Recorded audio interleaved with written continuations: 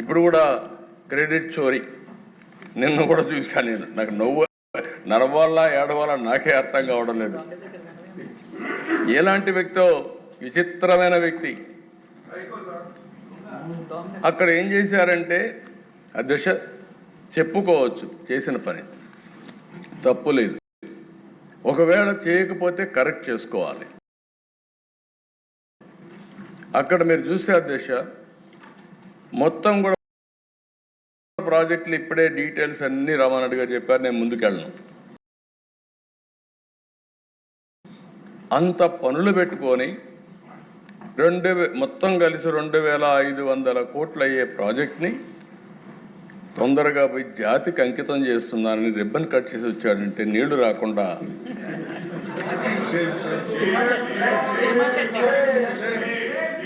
కుప్పంలో కూడా చేశాడు అధ్యక్ష. మా కుప్పంలో కూడా పోయి నీళ్ళన్నీ కూడా పెడుతుందని చేస్తే ఒక ట్యాంకర్లో తీసుకుపోయి సెట్టింగ్ చేస్తే ఆడ నుంచి బయట వస్తానే నీళ్లు ఎక్కిపోయినాయి అధ్యక్ష.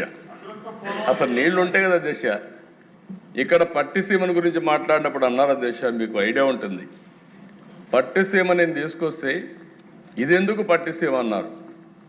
ఇప్పటికి అధ్యక్ష దగ్గర 12 ఏళ్ళు 12 ఏళ్ళు 100 TMC నీళ్లు తీసుకొచ్చి ఇక్కడ కృష్ణా డెల్టాకి ఇచ్చి ఇక్కడ నీళ్లు ఆదా చేసి శ్రీశైలం ద్వారా రాయలసీమకి ఇచ్చాం కాబట్టి ఈరోజు రాయలసీమ రతనాలసీమగా తయారైంది. ఇప్పుడు మనం మాట్లాడే అభివృద్ధి అంతా కూడా మీరు చూస్తే ఈ 10 ఏళ్లలో ఈరోజు అన్ని ప్రాంతాల కంటే వెలుగు వచ్చింది. వెలుగొండ మళ్ళీ హామీ ఇస్తున్నా, 14 వారాలు వారం రిపోర్ట్ ఇమ్మన్నా. ఆర్థిక ఇబ్బందులున్నాయి, ఏ ఇబ్బందులున్నా సరే మళ్ళీ మార్కాపురం జిల్లా, ఒంగోలు జిల్లాను సస్యశ్యామలం చేసే బాధ్యత